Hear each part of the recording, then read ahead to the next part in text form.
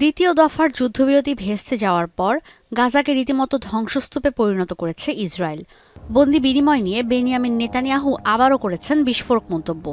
জানিয়েছেন হামাস নির্মূলই গাজায় সেনা অভিযানের মূল লক্ষ্য।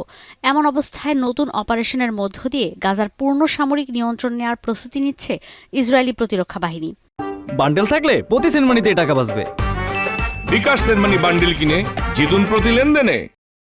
ক্যাবিনেটের বৈঠকে হয়েছে এই সিদ্ধান্ত। পার্লামেন্টে এই পরিকল্পনা উপস্থাপন করেন IDF chief of staff lieutenant general Eyal Zamir. উপত্যকার দক্ষিণে সাধারণ ফিলিস্তিনিদের অন্যত্র স্থানান্তর করে হামাসের ওপর বড় ধরনের হামলা হবে, যেন মানবিক সহায়তা বন্ধ করে রাখা না লাগে। সঙ্গে তাদের শাসন ব্যবস্থাও ধ্বংস করা হবে। এই পরিকল্পনার মধ্য দিয়ে হামাস পরাজিত হবে, বন্দিরাও মুক্তি পাবে, এমন প্রত্যাশা বেনিয়ামিন নেতানিয়াহুর। এমন অবস্থায় খোদ আইডিএফ প্রধান বলেছেন, এই চুক্তির মধ্য দিয়ে গাজায় সামরিক নিয়ন্ত্রণ নিলেও তাতে বন্দি বিনিময় চুক্তি ঝুঁকির মুখে পড়বে। বন্দীদের পরিবারের অভিযোগ, এই সিদ্ধান্তের মধ্য দিয়ে বন্দীদের কোণঠাসা করে দিলেন নেতানিয়াহু। ডোনাল্ড ট্রাম্পের মধ্যপ্রাচ্য সফর শেষে শুরু হতে পারে গাজায় নতুন অভিযান।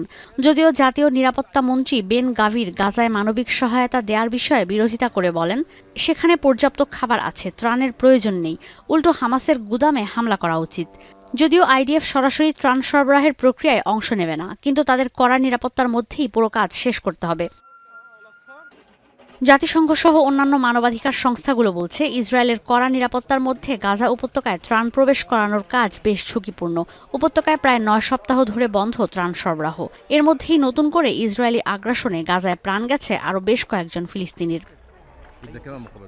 ক্যাবিনেটের এই প্রস্তাব বাস্তবায়নের এখনও সময় থাকলেও এর মধ্যেই গাজায় প্রবেশ করতে শুরু করেছে আইডিএফের সেনারা।